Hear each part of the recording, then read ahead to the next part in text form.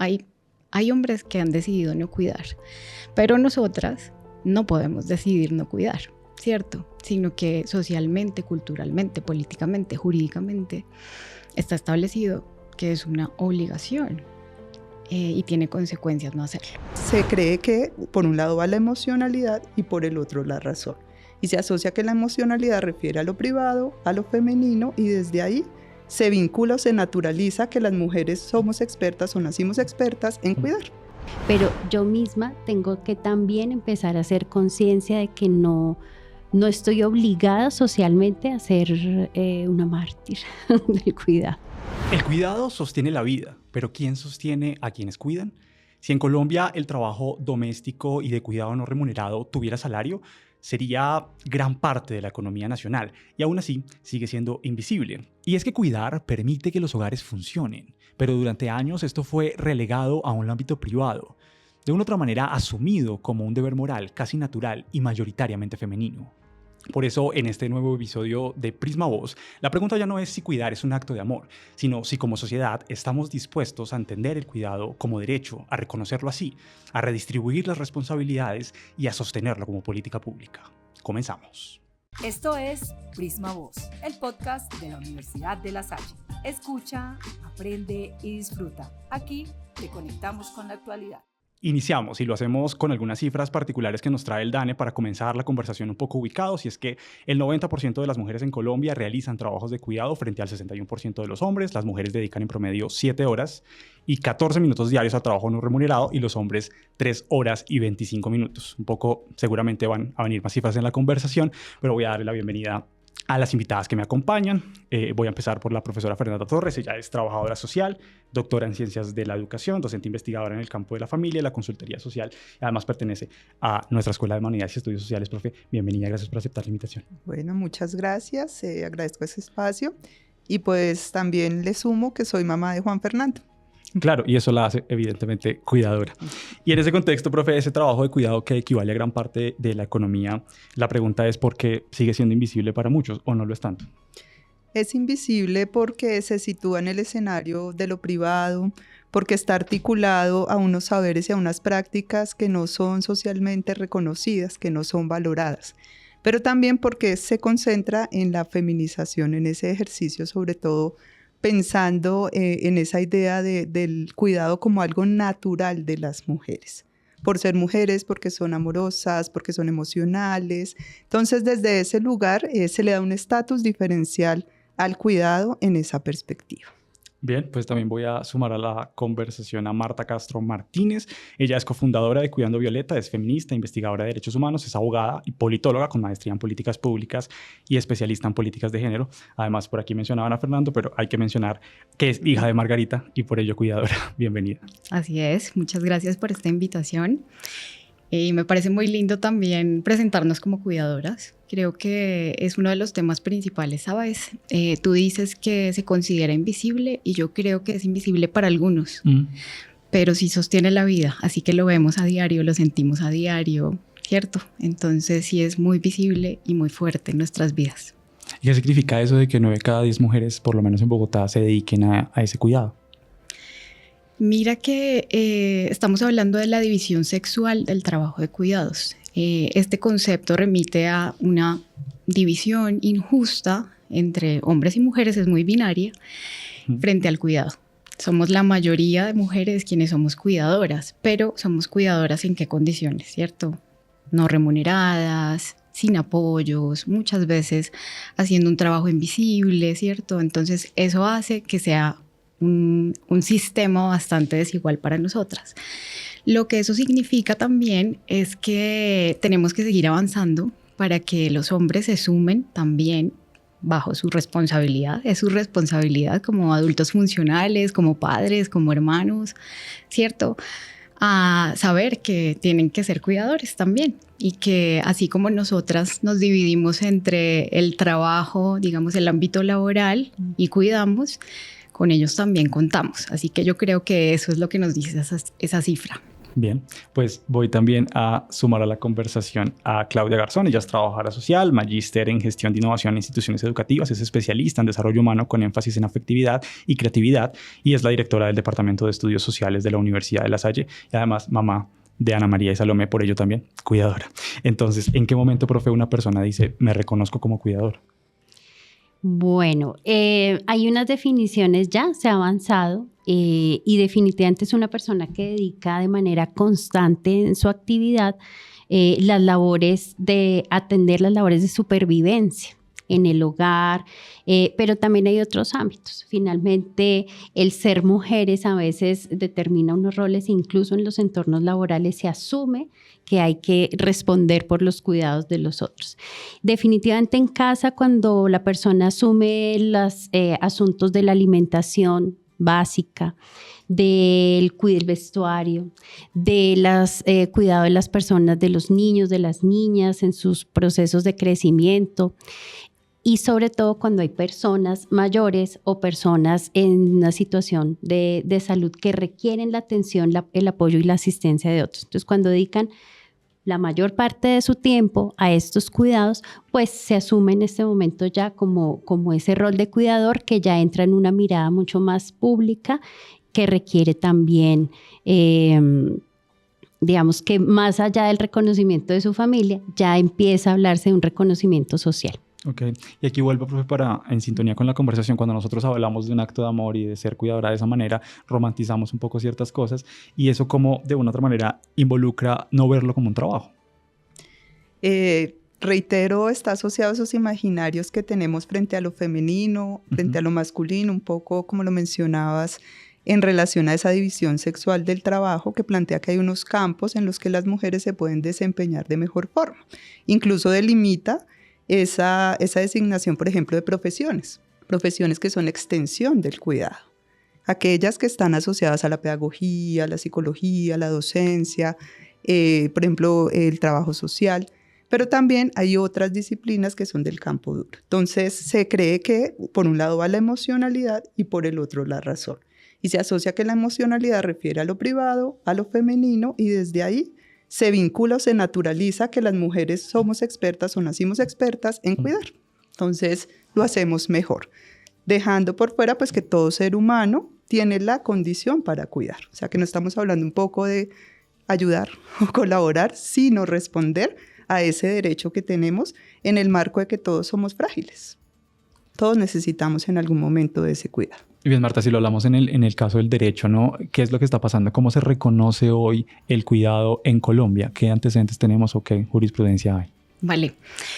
Retomo primero un apunte aquí, y es que esta romantización del cuidado ha hecho que se sostengan esas brechas, ¿cierto? Y autoras como Silvia Federici, que ella es feminista marxista, decía que eso que llaman amor es trabajo no pago.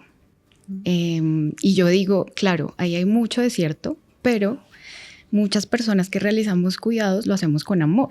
Lo que pasa es que se convirtió también en una tarea muy descuidada para nosotras. Entonces ahí como que el balance nos ha faltado, eso por ese lado. Frente al derecho, aquí en Colombia hemos avanzado bastante. La Corte Constitucional empezó con una jurisprudencia pues avanzada, progresista, reconociendo los derechos, sobre todo en poblaciones que tienen protección constitucional reforzada.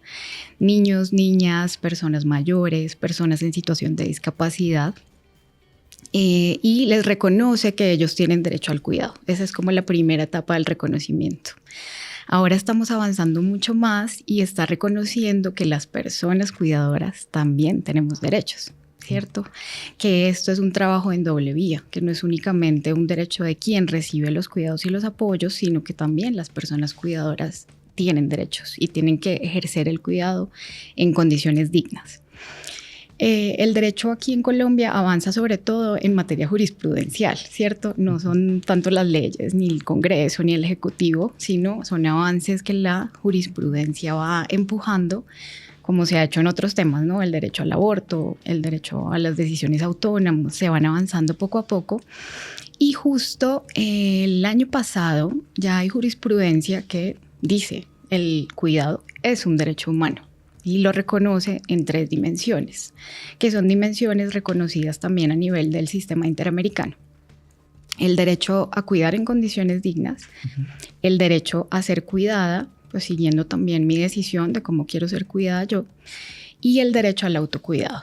Pero esto lo ha recogido sobre todo en decisiones que son individuales o decisiones de tutela. Entonces hace falta que esos fallos tengan, ¿cierto?, como efectos generales, pero por ahí va avanzando la ley. Igual aquí también en Colombia hemos avanzado en establecer sistemas distritales de cuidado, el Sistema Nacional de Cuidado, y creo que es muy importante reconocer que estamos hablando de eso, ¿cierto? No solamente a nivel jurídico, sino a nivel social y cultural. Necesitamos esa transformación.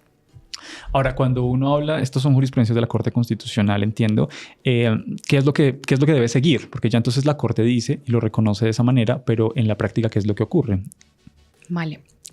Yo pensaría que el siguiente paso es que los sistemas de cuidado tengan como base, como fundamento lo que dice la Corte Constitucional.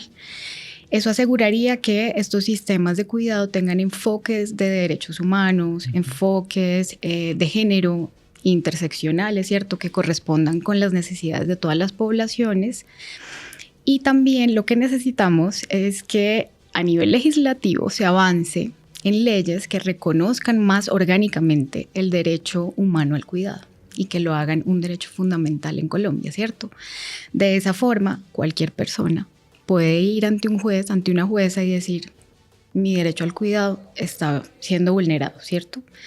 Bien sea porque no recibo un salario por esto, bien sea porque me enfermé siendo cuidadora y nadie me protege, bien sea porque no tengo pensión, porque hice labores de cuidado toda mi vida y nunca coticé pensión, ¿cierto? Entonces, ese día, cuando uno pueda ir y decir, es un derecho justiciable y exigible, ya podemos cantar victoria. Así que nos queda un gran camino por delante. Ahora, profe, ese derecho al cuidado debe profesionalizarse, debe seguir siendo relacional. ¿Cuál es la vía que ven por ahí? Es difícil porque está en el campo de los afectos. Ahí ya en este momento hay reconocidos unas formas de cuidado que son remuneradas, que la mayoría están asociadas a profesiones muy feminizadas y que cada vez pues tienen también mayor apertura.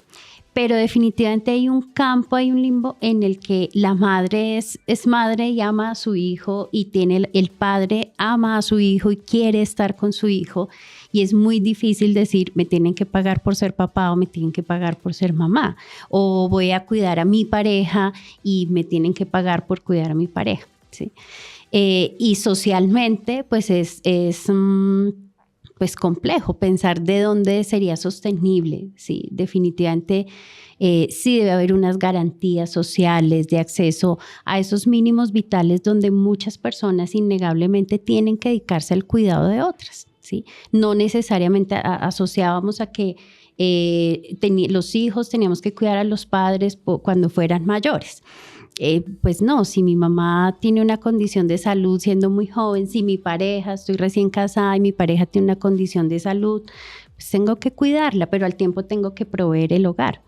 Entonces, esos son los sistemas de cuidado que necesitamos. Entonces, paralelo a lo que tú mencionas, todo el tema jurídico, hay también un proceso socioeducativo que necesitamos reconocer, ¿sí? Que necesitamos trabajar, generar sensibilidad frente a cómo generamos esas redes de cuidado, porque además bueno, tú que lo has vivido con tu mamá, creo que, o las que somos mamás, decir, uy, no puedo estar en la reunión X porque hay esto del colegio, porque el niño o la niña tiene fiebre, ya es valorado como está fallando, mejor no, ¿sí? Más si es mujer. Entonces, ese tipo de situaciones necesitan ser transformadas desde ese patrón social y cultural, y ahí los procesos socioeducativos son fundamentales. Podemos tener todas las leyes, pero mientras estén interiorizadas en nuestras prácticas cotidianas, el no ser conscientes de que una mujer se trasnocha cuando está lactando a su bebé, que se trasnochó porque su mamá tenía un dolor de espalda y pues trasnochó y no va a tener el mismo nivel de rendimiento. Ese tipo de las jornadas laborales, por ejemplo. esas jornadas que extienden, que hace que una persona esté 12 horas fuera de su casa atendiendo el asunto laboral, pero llega a atender otras 8 horas su hogar. Todo eso es lo que socialmente necesitamos empezar a pensar, a reconocer y a darle un lugar, empezando por la redistribución de esas tareas. Quisiera añadir, sí, quisiera añadir respecto a lo que plantea la Corte Interamericana, que se reconoce como derecho humano autónomo, pero hace una invitación muy importante. Es necesario desfamiliarizar el cuidado. Debe ser un punto en la agenda pública que articule Estado, sociedad, mercado y familias, porque desde ahí es que hay que empezar a generar esas transformaciones. Si no, vamos a seguir descontextualizando los procesos, dejando por fuera el valor social, y como tú lo decías, es que la economía del cuidado no remunerado, el trabajo afectivo que plantea Silvia Federici, es lo que sostiene el mundo. Si hablamos, por ejemplo, aquí en Colombia se habla del cuidado no remunerado como que significa el 20% del Producto Interno Bruto colombiano. ¿Qué significa para el proyecto de vida de una mujer dedicarse a ser cuidadora, pero además, qué pierde el país cuando una mujer está dedicada a ser cuidadora? Bueno, pues hay varios asuntos. Hay implicaciones en relación, por ejemplo, a la dificultad para conciliar la vida familiar y la vida laboral, lo que implica que muchas mujeres tengan que decidir entre una carrera, es decir, un éxito o un camino que quieren trazar desde su formación personal profesional, o tener familia o dedicarse al cuidado. También implica que vamos a tener mujeres que van a perpetuar esa feminización del cuidado. Yo quiero que pensemos en las mujeres en la ruralidad, que no tienen acceso a la educación, que están destinadas a ser cuidadoras. Y eso limita la posibilidad de aportar económicamente, pero también el reconocimiento y la participación. Porque también en esa vía, entonces, hay dificultad para acceder a cargos directivos. La brecha salarial, las oportunidades también están situadas en ese marco del cuidado. Y un tema importante también es que estamos también limitando un poco el acceso de las mujeres a otras disciplinas que requieran esas características que el mercado, entre comillas, está buscando puedan tener. Entonces es una afectación a la educación, a la economía, pero sobre todo al empoderamiento y a la autonomía de las mujeres. Ahora bien, pues las cifras lo hemos venido hablando y lo hemos venido conversando. ¿Qué tan distribuido está el cuidado en Colombia? ¿Cómo lo ves? Es muy desigual, la verdad, y todavía hay mucho trabajo social y cultural que tenemos que avanzar. Tenemos que tener conversaciones difíciles a nivel familiar, a nivel de comunidad, a nivel de sociedad. Este tendría que ser uno de los temas también en las elecciones, ¿cierto? Pero yo oigo muy pocos candidatos y candidatas que lo mencionan. Creo que se sostiene como en la comodidad también, ¿no? Quiero también mencionar eso, porque digamos, si ese 20% que tú mencionas del PIB, un día ¿qué tal el 8 de marzo paramos las cuidadoras? ¿Qué pasaría? ¿Cierto? Algo tiene que cambiar. Hay que sacudir esa cobija que pues está basada pues, en un sistema patriarcal, ¿cierto?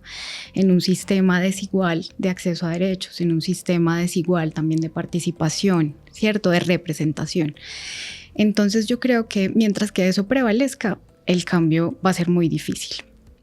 En Colombia la proporción también nos dice bastante, ¿cierto? ¿Cuánto tiempo dedicamos las mujeres al trabajo de cuidado y cuánto los hombres? Está un 8-3 más o menos. Eso es bastante, eso nos dice bastante, porque los hombres también son padres, los hombres también son hijos, los hombres también son hermanos, los hombres también se rigen por el principio de solidaridad que rige nuestra sociedad.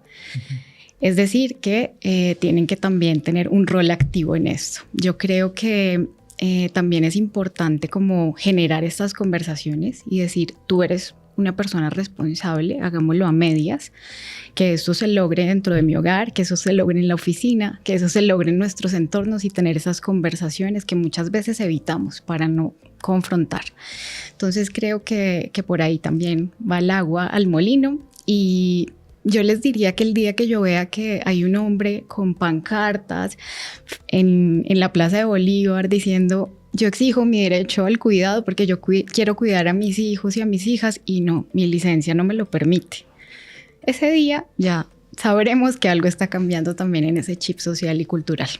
Ahora bien, profe, en las universidades pasa mucho que debe haber muchos estudiantes que terminan, o no terminan más bien, sus estudios porque los abandonan porque deben ser cuidadores. ¿Qué papel tiene que jugar la universidad en esta situación que pues lleva a la deserción?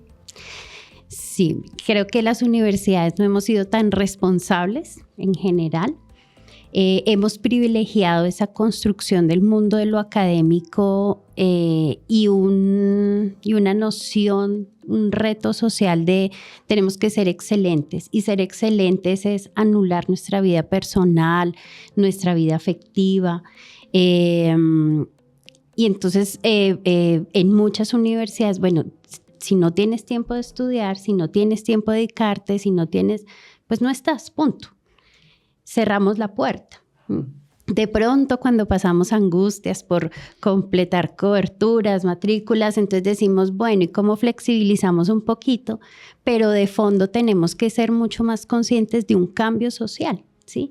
Hoy tenemos un tipo de familias muy distintas, la mayoría de familias de hijos únicos, donde no viven con padre y madre, donde no tienen el apoyo de abuelos, de tíos, de primos, Entonces, esos sistemas de cuidado pues se vuelven muy retadores, y una persona que convive prácticamente sola o con otra persona, pues difícilmente va a destinar tiempo a estudiar, ¿sí? Y creo que en eso las mediaciones tecnológicas nos ayudan a reducir brechas para mujeres rurales, por ejemplo. Cómo una mujer puede atender no solamente su territorio, su familia, su cultura y al tiempo estudiar sin necesidad de renunciar a su territorio, a su familia, a su plan de vida para poder ir a estudiar a otro lugar. Creo que las universidades estamos en la obligación, en la responsabilidad, también de sensibilizar, pero además de flexibilizar los modos en que generamos y abrimos las puertas, no solamente para mujeres, porque aquí el asunto es que cada vez también hay más hombres obligados al cuidado sin estar preparados para ello, ¿sí? De alguna manera, cuando uno es mujer, cuando hemos sido mujeres, pues nos han formado y decimos, sí, yo puedo trabajar, yo puedo estudiar, voy a cuidar a mis hijos. Pero cuando un hombre solo queda a cargo de su mamá, ¿qué hace? No sabe cómo hacerlo. Y eso lo confronta, eso le genera unas crisis. Y adicional, entonces viene un tema de salud mental, de afectación, porque es decir, tuve que renunciar a mi proyecto de vida por atender a otro. Yo creo que las universidades tenemos mucho por hacer en capacitar a cuidadores, mucho por flexibilizar en la forma de llegar a regiones y a personas que necesitan estudiar, distribuyendo su tiempo de manera distinta. Bien, pues vamos a hacer una pausa y al regreso hablamos sobre quién cuida a los cuidadores. Ya regresamos. Mi nombre es Marianela Robles Vázquez, estoy en 8º semestre de trabajo social. El trabajo social es integral. El trabajo social toca mirarlo desde una parte holística, sistémica, desde la teoría ecosistémica, mirando cómo se desarrolla el sujeto, no solamente en un contexto familiar, sino también en el contexto social, político. Mi nombre es Diana Carolina Godoy, yo soy trabajadora social. Un trabajador social debe tener unas cualidades también en la persona. Digamos que cada persona debería mirarse y decirse, me gustaría servir, porque tiene que haber un servicio, y es un servicio también desinteresado. Trabajo social trabaja con psicólogos, con antropólogos, con sociólogos, trabaja con psiquiatras para eso, para mirar desde el contexto cómo se desarrolla el ser humano.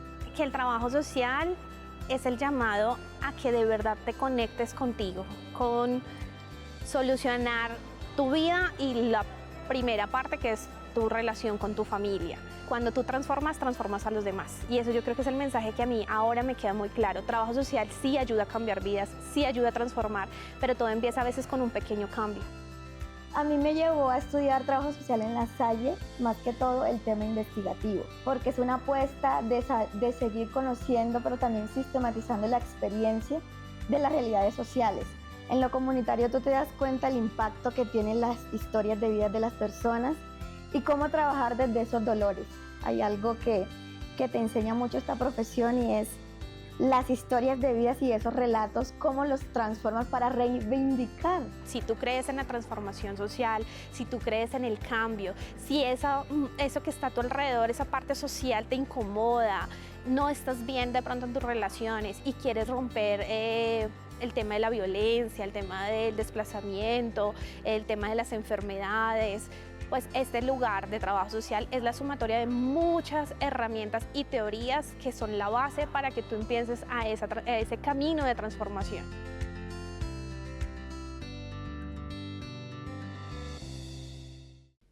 Regresamos. Antes de la pausa hemos hablado sobre la distribución del cuidado en Colombia, sobre cómo devolverse una política pública y salir de la esfera privada y algunos temas legales que rodean esta discusión sobre el cuidado. Ahora empecemos a hablar, profe, y aquí para que podamos profundizar sobre esas emociones que normalmente atraviesa el cuidado y que casi no se dicen y empecemos a responder de una u otra manera esa pregunta de quién cuida entonces a los cuidadores. Sí, esa es la pregunta compleja que todavía como sociedad no hemos podido dar respuesta.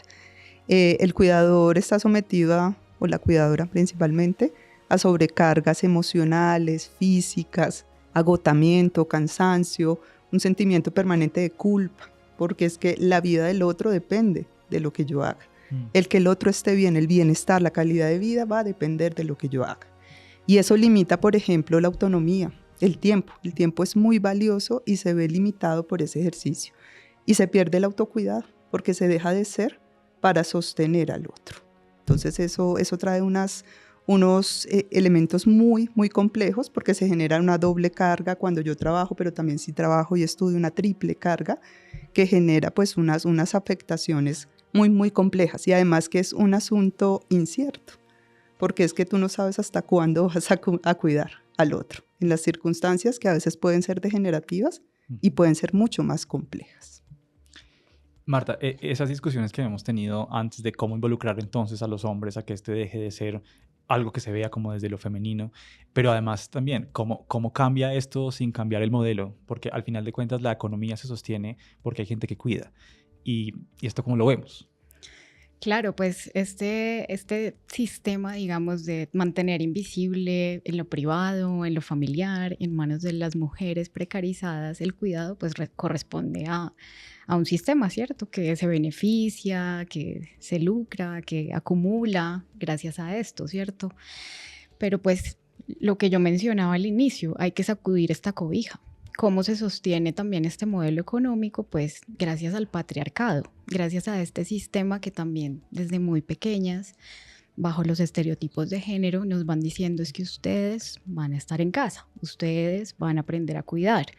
Yo le regalo una cocineta a la niña y le regalo un balón al niño. Nos están dando esos mensajes desde muy pequeñas. Es como si nos estuvieran también, ¿cierto? Nos van preparando y llegamos hasta allí y los hombres llegan con otras herramientas. Pero es algo que socialmente se quiere que sea así, ¿cierto? Entonces yo creo que esa transformación empieza, uno, con las conversaciones difíciles y dos, pues claramente hablando de por qué un sistema como el que tenemos se sostiene, qué es lo que tenemos que hacer para que eso cambie, cómo este pacto patriarcal también entre hombres hace que esto se sostenga y qué peso también tienen nuestras voces como mujeres para hacer incidencia y para decir un momento.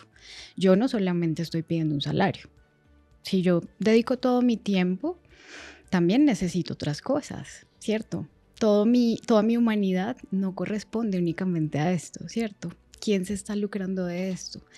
¿Quién se está beneficiando de esto? Entonces creo que nos tenemos que cuestionar bastante la manera como está planteado el cuidado y eso también va a hacer que otras cosas se revelen. Por ejemplo, hay formas colectivas de cuidar, que creo que eso lo tenemos bastante, mucho más invisible. En la ruralidad, los pueblos indígenas, comunidades afrodescendientes nos han enseñado que el cuidado no es únicamente un tema individual o un tema de una familia, sino que se necesita un colectivo, y así lo dicen. Por ejemplo, en el Chocó dicen, se necesita una comunidad para criar un niño o una niña. Es cierto, y nosotras a veces nos sentimos muy solas, y eso también hace parte del tema de salud mental, de sacarlo, de decir yo también necesito una red de cuidados, yo también necesito el cuidado colectivo. Entonces creo que cambiando como esas formas de ver lo individual, lo colectivo, lo familiar o lo público, ¿cierto? Sino aceptando que es una mezcla y que todas tenemos que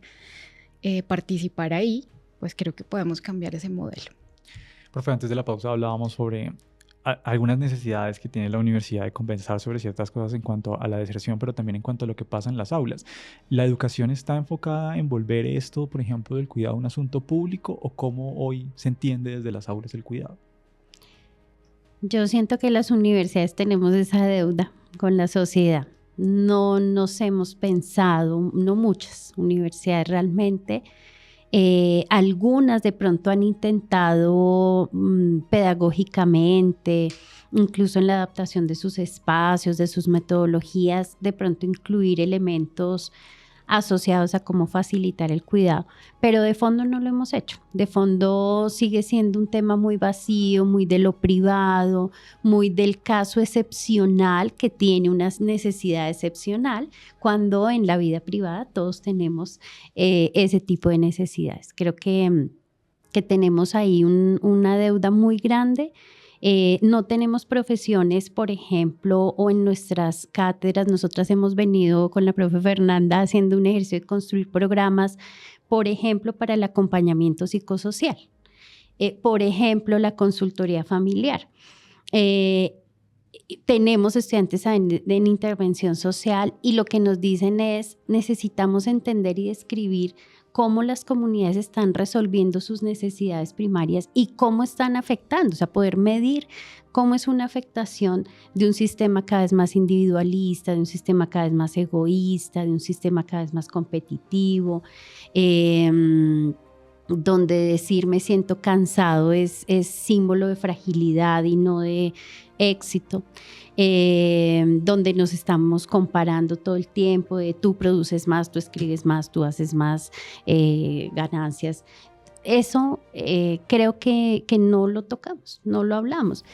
Si está escaso en profesiones de las ciencias sociales y humanas, donde por ejemplo no formamos al profesional que hace acompañamientos, por ejemplo a víctimas de conflicto, ¿quién cuida a esos profesionales? Cuando nos cargamos de ese dolor del otro, de esa angustia, de esa impotencia, y llevamos muchos años trabajando en ese cuidado de otros, pero no nos cuidamos a nosotros mismos.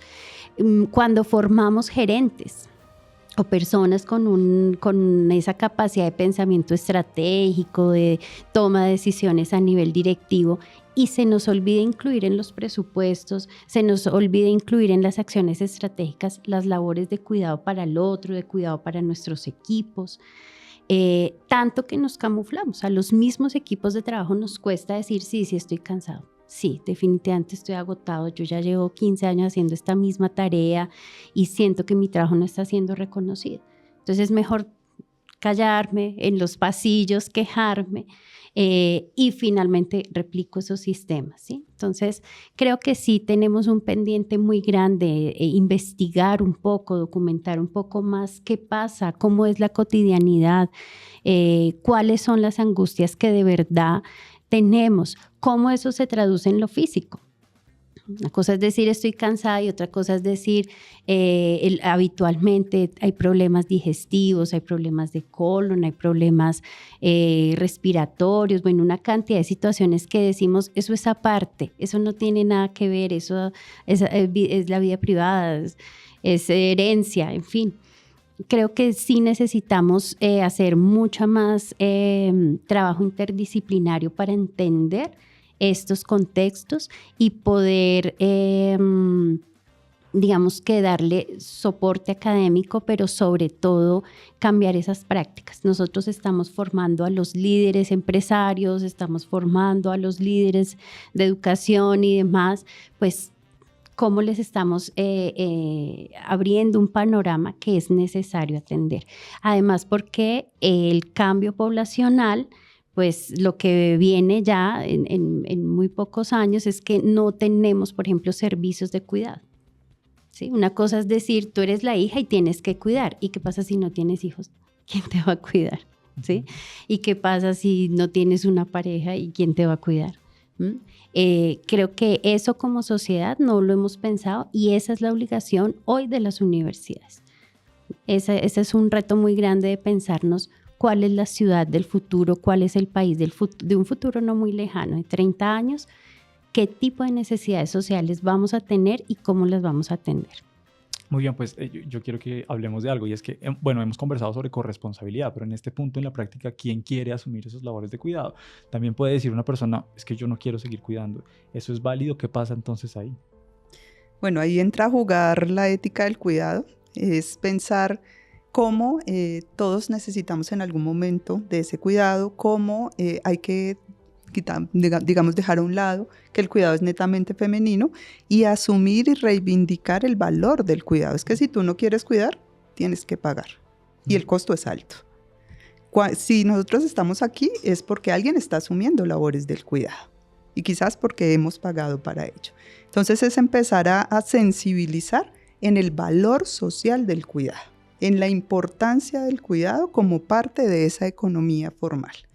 Y empezar a trabajar en escenarios de desmitificar un poco esos imaginarios. Por ejemplo, en Bogotá tenemos la Escuela de Hombres al Cuidado, que es un proyecto que busca formar a hombres en esas labores, para que ya no tengamos la excusa de que yo no lo aprendí, a mí no me enseñaron, no. Hay que empezar también a hacer esa apertura y sobre todo también en los procesos, por ejemplo, de crianza.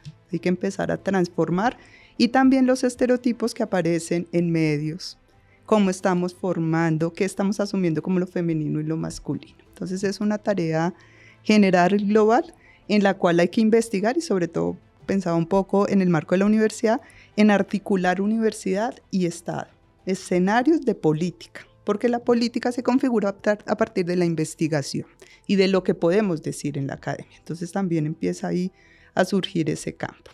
Muy bien.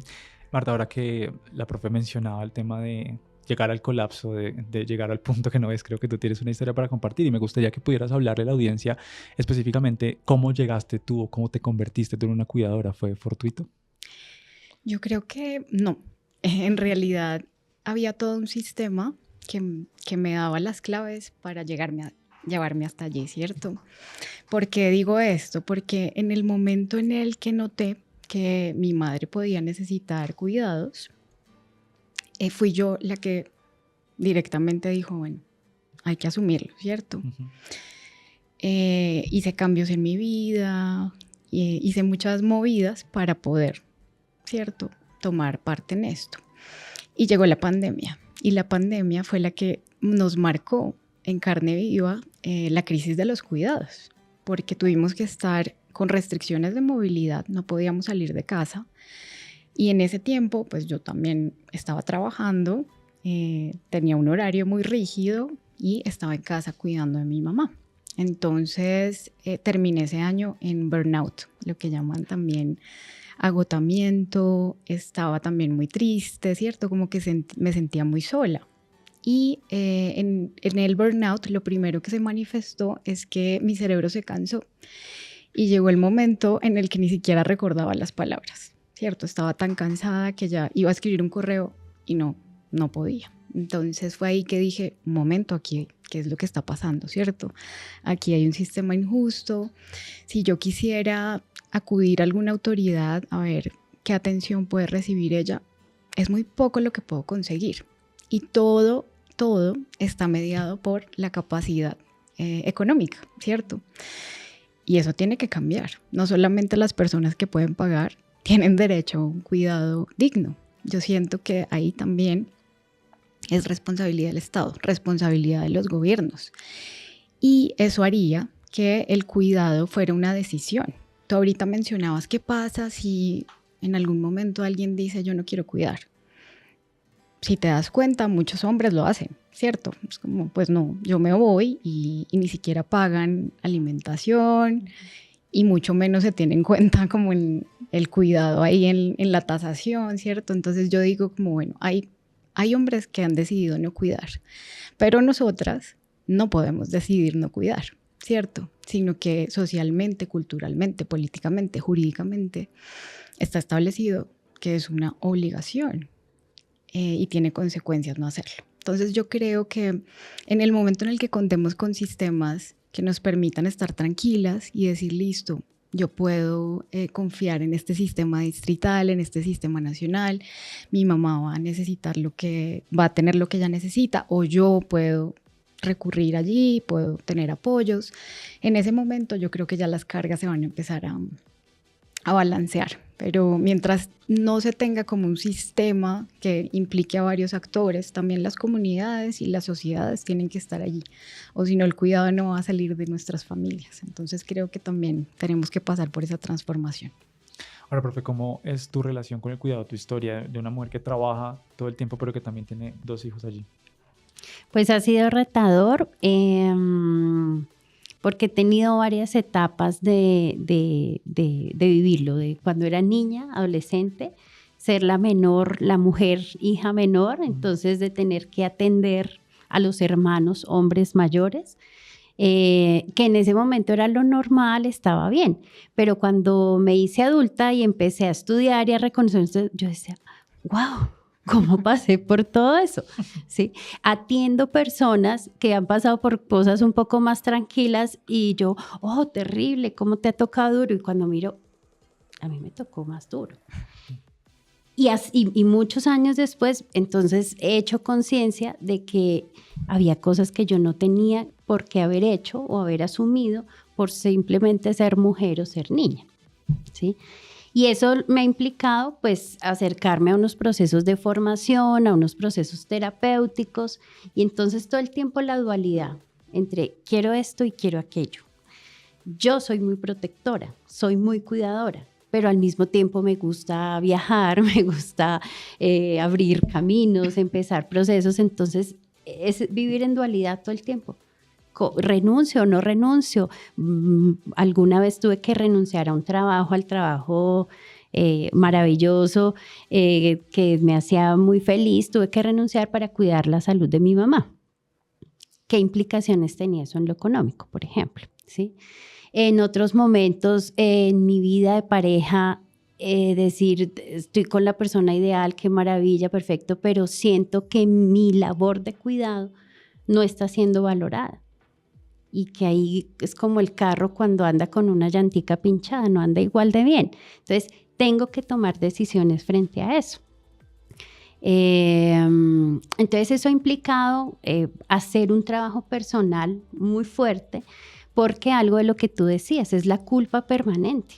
¿Qué pasa en el momento en que yo digo, venga, yo ya cumplí con mi rol, yo ya puse mi cuota, mis hermanos, mi pareja merecen la oportunidad de disfrutar y de vivir y de afianzar un vínculo con sus hijas, con su mamá, con su hermana, con la vida, que ellos ahora se ocupen y yo me ocupo de otras cosas, ¿sí?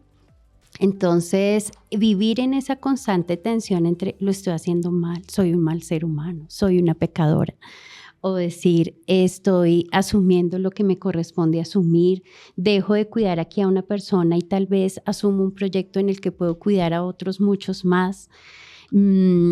Eso ha sido muy retador y para mí ha sido muy sanador cuando trabajo con estudiantes y con profesionales en el campo de lo psicosocial y poder hacer esas cuotas de cuidado con los equipos de trabajo, hacer sensibilidad frente a eso, para mí se vuelve reparador. Es decir, nos podemos dar un lugar sin culpa. Yo hablo de hacer los equilibrios, ¿cierto? Si anoche tuve que trabajar un montón, pues mañana me voy a cine, me voy a teatro, me voy a caminar a un parque, pero yo misma tengo que también empezar a hacer conciencia de que no estoy obligada socialmente a ser una mártir del cuidado. Muy bien, y en tu caso fue muy parecido. ¿Cómo es tu relación con el cuidado, profe? Bueno, pues yo soy mamá de un niño de 11 años, de Juan Fernando. Ha sido retador porque es también cuestionar siendo el niño, ¿no? Entonces ha sido también la oportunidad de sensibilizarlo frente a otras formas de crianza, de concebir lo femenino, lo masculino, el cuidado. Pero también pues yo me he llevado a Juanfe a todos lados.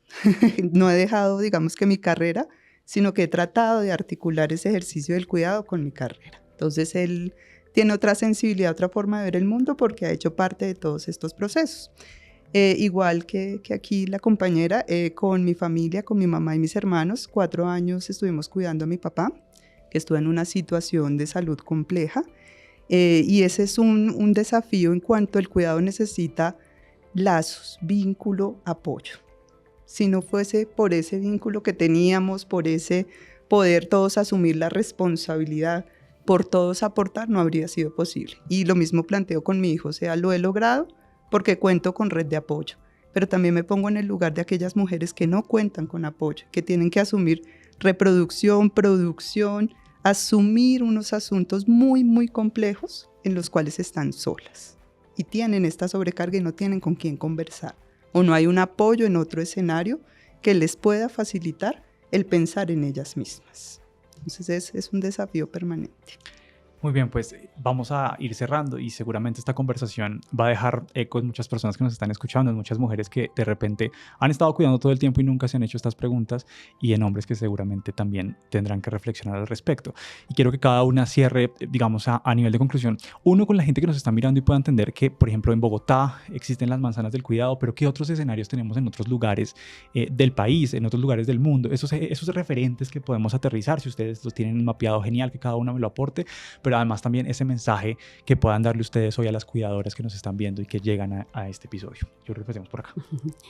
Bueno, yo creo que hay un mensaje también de familia, de liberarnos un poco de las expectativas. Tengo hijos para el bastón de la vejez, es una carga social muy grande. Muy grande, creo que tenemos que empezar a repensarla, y estas estrategias, por ejemplo, de vivienda compartida, donde los espacios habitacionales, digamos que nos llevan a pensarnos de otra manera, decir, yo tengo mi espacio individual para mí, tengo autonomía, pero hay unos espacios compartidos, o sea, abrirnos a esos escenarios comunitarios son muy valiosos. Hay un principio de autocuidado que fluye con las redes de los amigos. O sea, cada vez más se vuelve importante hacer amigos, creer en el otro, confiar en el otro, dejarnos cuidar por el otro, porque a veces cuando somos cuidadoras nos fascina cuidar a muchos y se nos olvida o nos cuesta permitir que nos cuiden. Y estos sistemas de vivienda compartida pues nos enseñan que hay formas y que aquí el tema de género no tiene tanto peso, o sea, ser hombre, cuidador, no ser tan productivo o tan reproductivo porque estás al cuidado de otros, es también una forma de vida válida y no deja de pesar ese estigma o ese patrón esperado. Muy bien. Bueno, yo creo que si uno no está bien, no va a poder acompañar a los otros. Entonces creo que un punto es darse el lugar a sí mismo, establecer el autocuidado, reconocer cuando nos sentimos mal, cuando estamos agotadas, dejar hablar al cuerpo, porque el cuidado generalmente agota hasta un punto en que ya nos enfermamos y terminamos requiriendo del cuidado. Entonces es poder reconocernos, darnos un lugar, poder habitar lo que queremos hacer, lo que nos gusta, darnos tiempo, pero también movilizar, cuestionar y generar en los espacios públicos que tengamos, sea como tú lo mencionas, la familia, el barrio, el trabajo, empezar a posicionar que no somos sujetos, digamos que funcionales a esas dinámicas, sino que somos seres humanos, que tenemos unas múltiples dimensiones y que así deben reconocernos. Y bueno, pues la experiencia que les comentaba de la Escuela de Hombres al Cuidado, que es un pilotaje que se espera pues poder llevar a cabo en todo Colombia, y pues los procesos comunitarios en la ruralidad, hay unos vínculos, unos lazos muy, muy importantes. Hay unas experiencias de cuidado comunitario, pero que poco se visibilizan, y esto implica la confianza, la cohesión, el tejido, y que muchas veces en estos escenarios, por ejemplo, urbanos, nos cuesta. Entonces es también abrirnos a que no estamos solos y solas.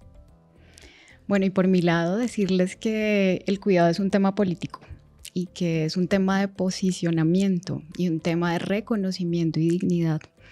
Y desde ahí también empezar a vernos, empezar a ver a nuestros pares, empezar a ver a la sociedad, ¿cierto? Y un tema de interdependencia. No es únicamente un tema que sea una responsabilidad individual, unilateral, sino que yo también cuento con otros y hay otros que también responden a eso, ¿cierto? Es muy importante que todos los seres humanos sepamos y seamos conscientes que necesitamos el cuidado en cualquier etapa de nuestra vida. Ya lo hemos necesitado cuando éramos bebés o cuando hemos estado enfermos, cuando lo hemos requerido.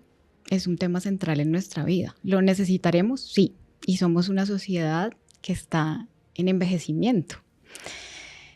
Tú mencionabas, por ejemplo, que podamos dar como algunas ideas de sistemas que funcionan. En Uruguay tienen un sistema que es como el pionero en la región y se basa bastante en una mirada comunitaria, ¿cierto? Y una mirada también atravesada por el envejecimiento de las sociedades. ¿Qué va a pasar allí? Y no solamente con aquellas personas que no tienen hijos o hijas, con todas las personas, porque definitivamente tenemos que sacar el cuidado de la familia y tenemos que darle, ¿cierto?, otra resonancia. Entonces yo creo que por allí también empezar esas conversaciones. Y frente a los mecanismos también que tenemos como cuidadoras, yo las invito a seguir Cuidando a Violeta en Instagram. Ahí hay varias herramientas. Nosotras hacemos círculos de la palabra con mujeres cuidadoras. Las invitamos a hacer diarios del cuidado y a reconocernos también como personas que cuidamos. Muchas de ellas llegan a los espacios y nos dicen, no, yo quisiera contribuir más al bienestar de mi familia. Y trabajan en el cuidado todo el día, ¿cierto? 24/7. Qué aporte tan maravilloso y tan grande que estás haciendo y tienes que también reconocerlo. Y bueno, por último también tenemos esta herramienta, el Oráculo de los Cuidados, compuesto por 25 cartas en las que mencionamos temas del cuidado, una herramienta pedagógica de conversación, de preguntas, que también, pues digamos, la invitación es a tener espacios colectivos en los cuales podamos hablar de aquello que nos carga, de aquello que nos hace felices, generar espacios, por ejemplo, como los costureros. Yo he estado desde hace un tiempo bordando y allí puedo tener espacios de conversación, de relajarme, ¿cierto? De sentir la palabra de otra mujer, el apoyo de otra persona, así que buscar esos espacios en colectivo yo creo que es muy importante, así que por ahí va. Bueno, por aquí dice, el cuidado no es natural, el cuidado se aprende. Mira, no, donde abrí exactamente. No, pues, el mensaje del oráculo para ti. Exactamente, lo tomaré.